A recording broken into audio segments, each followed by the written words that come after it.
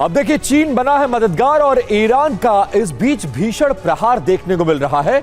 TEE-01B satellite, और ये इसके जरिए मदद करने की कोशिश हो रही है। साल 2024 से IRGC के लिए एक्टिव है। मिडिल ईस्ट में यूएस के बेस की ये चीनी सैटेलाइट निगरानी कर रहा है।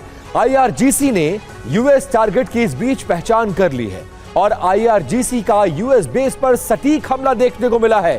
टारगेट के तबाह होने की सटीक जांच और सैटेलाइट ने सटीक हमले की क्षमता भी प्रदान कर दी है। अब देखिए दूसरा, TEE-01B से मदद मिलने की संभावना है। सैटेलाइट से हाई रेजोल्यूशन इमेज मिली है। रियल डेटा, जो टाइम डेटा है, वो भी यूएस बेस पर अटैक करने में ईरान की मदद कर रहा है। ईरान के सैटेलाइट्स में यह सुविधा और यह क्षमता नहीं थी जो उसको चीनी सैटेलाइट्स में मिल रही है। अब कहां अटैक किया गया है देखिए, इसके जरिए अमेरिकी सैन्य बेस, उसके रडार सिस्टम, उसके एयरक्राफ्ट और इजराइल में इस चीनी मदद के जरिए हमला कर रहा है ईरान। तो शी मुस्तफा की संधि, ट्रंप के गुरूर की जल समाधि। देखिए, ईरान ने पश्चिमी देशों को GPS दिया है, हालांकि ये वो नकार रहा है, उस कह रहा है कि हमने ऐसा नहीं दिया। चीन के बीड्यू नेविगेशन से मदद दी है। बीड्यू 3 को जाम करना मुश्किल है।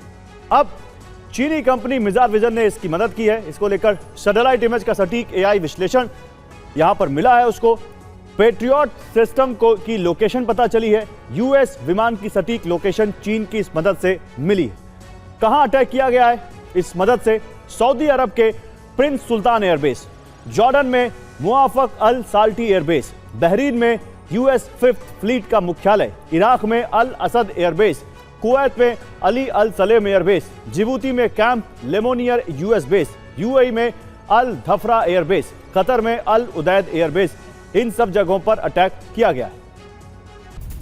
तो भीषण जंग का सीन, हॉर्मुज पर अमेरिका वर्सेस चीन। नंबर 1, अमेरिका ने हॉर्मुज में नाकेबंदी की, इससे क्या हुआ? चीन की ऑयल सप्लाई रुकी। नंबर 2, चीन की अमेरिका को सीधी चेतावनी, क्या कहा?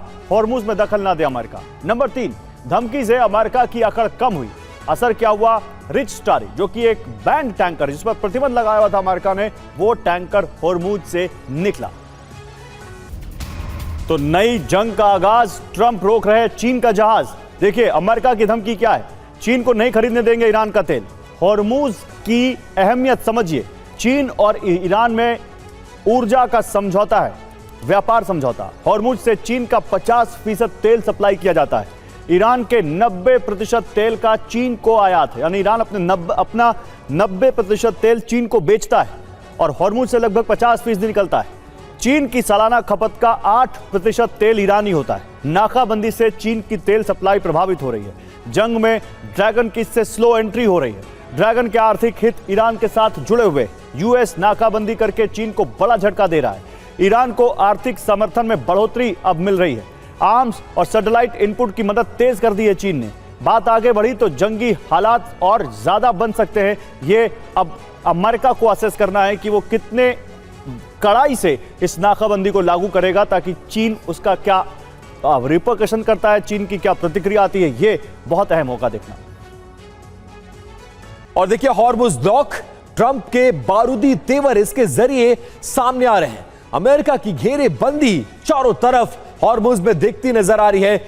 10,000 सैनिकों को अमेरिका ने तैनात कर दिया हॉर्मुज के चारों तरफ, मतलब मिडिल ईस्ट के सैन्य बेसों पर।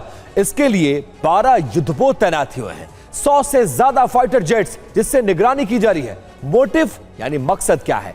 ईरानी बंदरगाह से आने वाले जहाजों को रास्ते में ही रोक देना, वो अपने मुल्क नहीं पहुंच पाएंगे।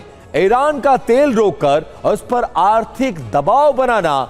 24 घंटे में क्या कुछ हुआ है जरा यह भी जान लीजिए।